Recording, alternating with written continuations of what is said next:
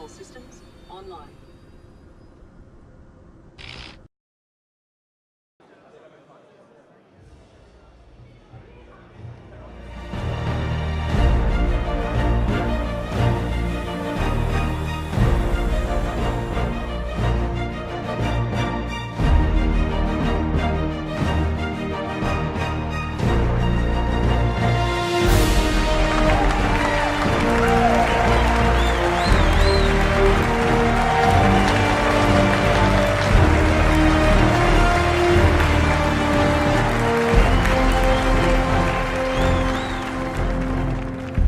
Stars.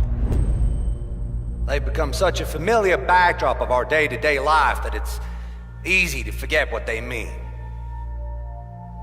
That one. That little dot right there. That's Bremen. And this one over here, that's Sol. Think about that. Just a handful of these dots represents the breadth of human expansion. Another handful, and you've got Bannon, Jean, even Van Duel systems. That's everything we've ever known. Every piece of art, every life, ever, right there. In two handfuls of dots. And that means there's so much more to find. Behind every one of those points of light is a story waiting to be discovered. Now, in our distant past, it was the province of governments to explore and understand space. The simple launch took resources and money beyond the capacity of even the largest companies. But then RSI introduced the Zeus, and suddenly regular people were able to explore our solar system, allowing an unprecedented amount of knowledge to be discovered. When Nick Croshaw discovered the first jump point, the modified scanner array that allowed him to search for jump points were far too expensive for the civilian market. But once that technology was refined and open to the public, what happened? That's right, an era of expansion that led us from this to this. And that's how it's always been. If you look at all the great eras of human history, whenever innovation has put technology in the hands of the people, it has heralded sweeping discoveries.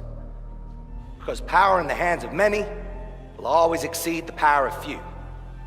So while we can now discover new jump points and systems, there's still one hurdle that remains. That's what to do once you discover a new planet. Because right now, only the largest corporations can terraform and establish settlements. Easy. We haven't simplified terraforming yet. No, I'm here to announce something equally exciting. Albert Einstein, the man who redefined human understanding of the universe, he once said, "The person who follows the crowd will usually go no further than the crowd. The person who walks alone is likely to find himself in places no one has ever seen before." An insightful sentiment meant to inspire thinkers and creators to push the boundaries of their understanding.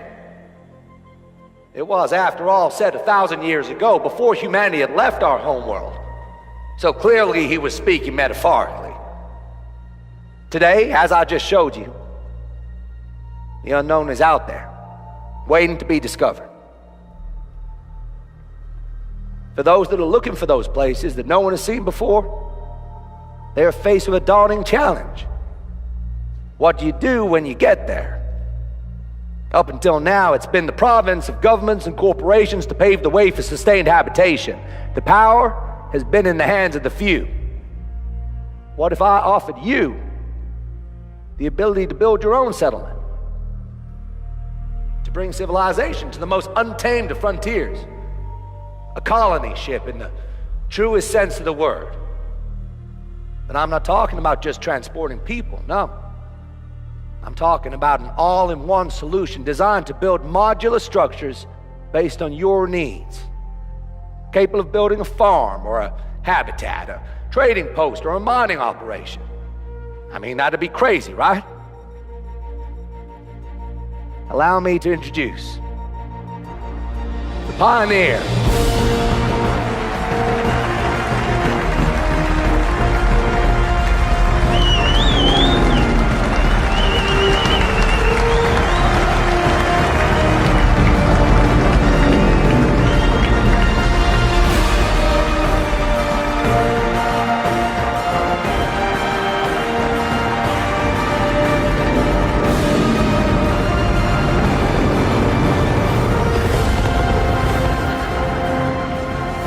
With that,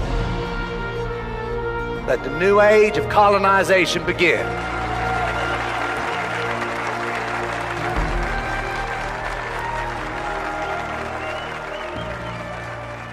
Salut à tous, c'est Schneider et on se retrouve aujourd'hui pour une vidéo sur ce qui a été à mon sens les deux sujets les plus intéressants de cette CitizenCon 2017. En faisant mon récap de cet événement, je me suis rendu compte que ces fameux sujets prenaient la moitié de ma vidéo et qu'ils étaient bien plus intéressants que tout le reste. Donc au final, je me suis dit qu'il valait mieux tout recommencer et faire carrément une vidéo dédiée à, vous l'aurez compris, la colonisation et le pionnier de Consolidated Outlands. Star Citizen va vous permettre de déployer vos propres bases à la surface des planètes. L'idée autour de ça est de vous donner un peu le sentiment qu'avaient les colons européens durant les ruées du Far West à la fin du 19e siècle. Ils ont cette idée de gameplay depuis longtemps, mais ça n'a pas pu être fait avant car ils avaient besoin que beaucoup d'autres éléments soient opérationnels, comme les premiers métiers, l'économie, les outposts et bien sûr les planètes procédurales. Donc voilà comment ça va se passer. Dans les systèmes sous la juridiction de l'UE, vous pourrez effectuer des demandes pour acheter des portions de terrain, que vous soyez un joueur seul ou une organisation. Alors si jamais vous vous demandez si ça va pas être le bordel à la surface des planètes lorsque tout le monde voudra avoir son lopin de terre, pas d'inquiétude. CIG avait fait le calcul à un moment et si on mettait tous les joueurs de Star Citizen sur une seule et même lune, on pourrait quand même tous les espacer de 7 km. Ces parcelles achetables seront des carrés allant de 4 à 8 km de long, ce qui permettra de construire plusieurs bases sur le même terrain.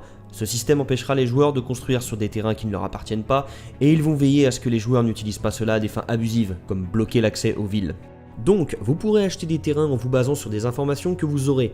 Et rien que ça, c'est déjà un énorme sujet. Un terrain achetable aura plein de caractéristiques que vous aurez certainement envie de savoir avant de passer à la caisse. Les ressources présentes et en quelle quantité. Quelle valeur ont ces ressources sur le marché, qui en plus de ça évolue très vite? L'emplacement de ce terrain est-il avantageux? Y a-t-il par exemple une raffinerie pas loin qui fait de cette zone un endroit bien situé? Quand est-ce que toutes ces informations ont été vérifiées pour la dernière fois? Si les dernières informations relatives à une zone datent d'il y a 6 mois, c'est peut-être un peu risqué d'acheter. Et enfin, quelle certitude vous avez vis-à-vis de ces infos? Viennent-elles de contacts un peu louches ou de sources fiables? Le trafic d'informations constituera un business à part entière. Les informations relatives au terrain pourront être achetées, vendues, données à des joueurs, des organisations ou des bases de données publiques.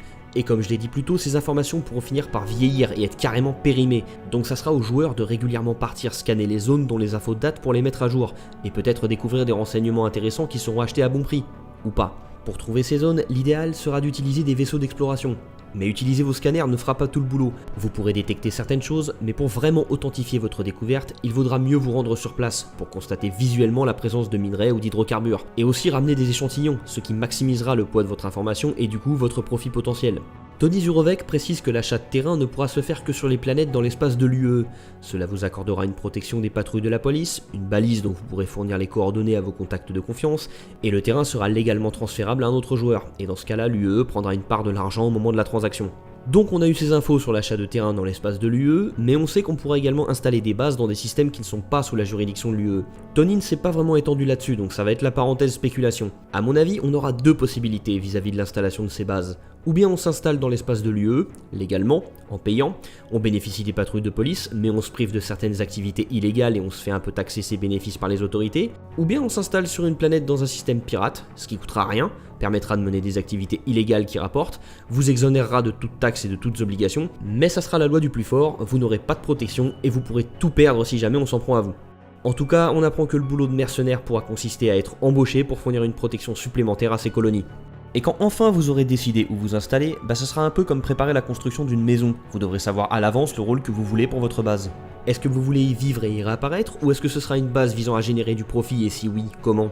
On a d'ores et déjà une petite liste des différentes salles qui pourront composer ces bases. Quartier d'habitation, salle de stockage, armurerie, infirmerie, salle de contrôle du minage, salle de raffinage, salle de culture hydroponique, laboratoire de recherche ou bien laboratoire de drogue. Et pour ce qui est des équipements extérieurs, on aura des extracteurs de minerais, de gaz, d'humidité, des panneaux solaires, des systèmes d'alarme, des pompes à chaleur géothermique, des plateformes d'atterrissage, des tourelles et probablement encore des tas d'autres choses dont ils n'ont pas parlé. Et bien sûr, il faudra acheter tout ça chez les bons revendeurs avant de se rendre sur site pour la construction. Notez bien en tout cas que plus une base sera grande, plus cela coûtera cher de la faire fonctionner, et si elle se trouve sur une planète où l'environnement est hostile, cela augmentera l'usure et les coûts d'entretien et de réparation. Et on arrive enfin aux pionniers. Ça leur a pris beaucoup de temps pour aller de l'idée de base au résultat final car Chris a été très difficile sur ce que les designers proposaient. Les chiffres présentés à propos du pionnier ne devraient pas évoluer. À partir de maintenant, ils vont arrêter de mettre sur leur site des données de vaisseaux qui sont totalement incertaines et les laisser là pendant des années pour les changer du jour au lendemain quand ils commencent vraiment à bosser sur le vaisseau. Donc pour le moment, les données les plus sûres qu'on a sont les suivantes. 200 mètres de longueur, 125 mètres de largeur, 30 mètres de haut, 600 unités de cargo et un équipage maximum de 8 personnes. Le Pionnier a, comme vous allez le voir, un design assez particulier, monolithique, asymétrique et utilitaire avant tout, où le rôle passe clairement avant l'esthétique.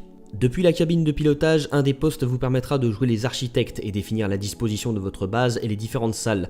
J'avais personnellement un peu de mal à imaginer comment ce vaisseau pouvait être capable de construire des bases à la surface de planète, vu son design, mais CIG l'a plutôt bien expliqué. Quand vous vous poserez pour établir une base, le centre du vaisseau s'ouvrira pour permettre à un système de grue de se déployer. Lorsque vous aurez fini de définir la disposition de vos modules sur l'écran de création dans la cabine de pilotage, un processus de fabrication se lancera dans le vaisseau et transformera le contenu de votre cargo en modules déposables sur la planète.